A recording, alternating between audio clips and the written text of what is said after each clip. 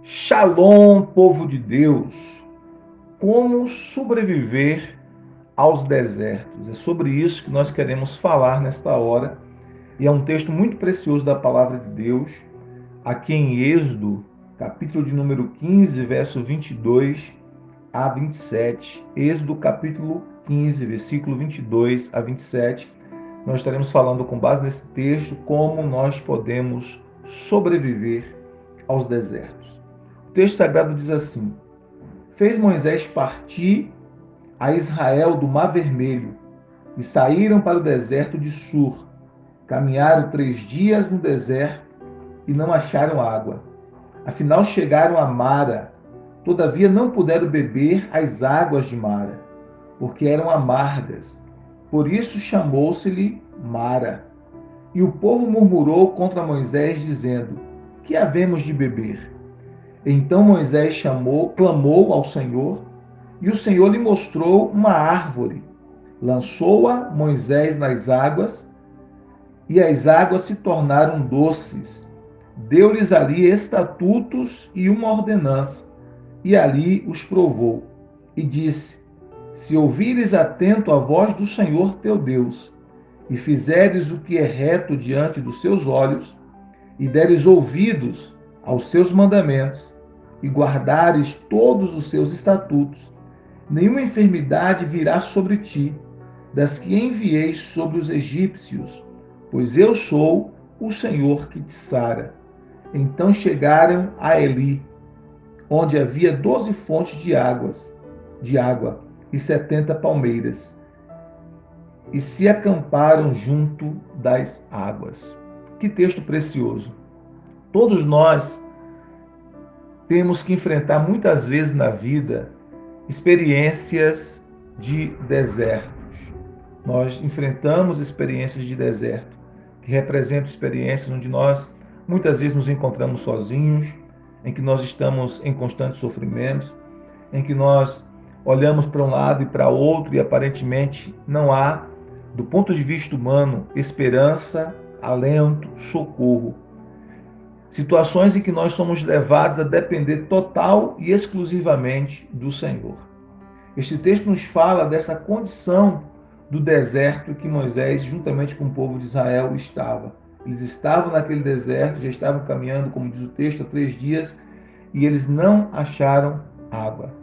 E é interessante porque a gente vai ver algumas lições muito preciosas aqui nesse texto. A primeira delas é que o deserto ele envolve um período de tempo.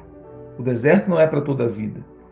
Esse texto diz que eles, nesse deserto específico aqui, passaram 3 dias. Nesse deserto específico, eles passaram 3 dias. Então, o deserto é por um período de tempo. Não precisa ser para toda a vida. E esse deserto também envolve um tempo de seca, um tempo de escassez, muitas vezes. Não só de escassez financeira, de provisões, mas talvez em outras áreas, escassez emocional, talvez escassez de pessoas próximas de nós que possam nos ajudar. O deserto envolve um tempo, um período de tempo, e envolve também um tempo de escassez. O deserto também muitas vezes envolve um tempo de amargura. O texto diz que eles não encontraram água. E quando eles encontraram água, a água daquele lugar eram águas amargas. O texto diz que eram águas amargas, por isso eles chamaram aquele lugar de Mara. Mara significa amarga na língua hebraica. Então, esse texto diz que eles experimentaram um tempo de amargura. Agora, qual foi a reação deles no deserto? E qual deve ser a nossa reação no deserto? O texto nos diz que houve 2 reações. A primeira reação foi das pessoas que reclamaram, né, que começaram a reclamar, porque o texto diz que, versículo 24, que o povo murmurou contra Moisés, dizendo: O que havemos de beber? Então, houve uma primeira reação de murmuradores, de reclamação. E essa é uma reação muito comum. Existem muitas pessoas que, quando passam pelo deserto, elas estão murmurando, elas estão reclamando. Em vez de depender de Deus, elas reclamam. E a gente vai aprender em outros textos da Bíblia que a reclamação e a murmuração cria um deserto ainda maior e nos faz passar um tempo maior do que o necessário no deserto. Mas teve uma outra reação aqui no deserto, foi a reação de Moisés. O texto diz que enquanto o povo estava reclamando e murmurando, a Bíblia diz no versículo 25 que Moisés clamou ao Senhor. E aí traz uma lição para nós. Em nossos desertos, quando nós estamos enfrentando os nossos desertos, nós iremos murmurar ou nós iremos clamar a Deus? Nós iremos estar reclamando ou nós iremos buscar a presença de Deus e depender de Deus, da direção de Deus, da soberania de Deus, da instrução dele na nossa vida e do seu suprimento na nossa vida? Então nós precisamos escolher o que nós iremos fazer no período do deserto. Então, qual será a nossa reação no deserto? E aí é interessante, porque muitas vezes o deserto, que envolve esse tempo de amargura, às vezes essa amargura é criada, como disse, pelo próprio homem, né, pela sua própria reclamação. Né, o ser humano está ali reclamando, murmurando, e aí isso cria um deserto maior do que o necessário. Eu sempre digo que o deserto é um tempo de aprendizado, o deserto é um tempo de termos lições espirituais, de amadurecermos para conquistas maiores. E não precisa ser por muito tempo. O povo de Israel era para passar apenas 3 dias no deserto, mas por conta da sua murmuração e reclamação, o deserto se prolongou por 40 anos. Jesus, no entanto, passou 40 dias no deserto. O que determina o tempo que nós iremos passar no deserto é quão rápido nós aprendemos as lições espirituais que Deus quer nos ensinar.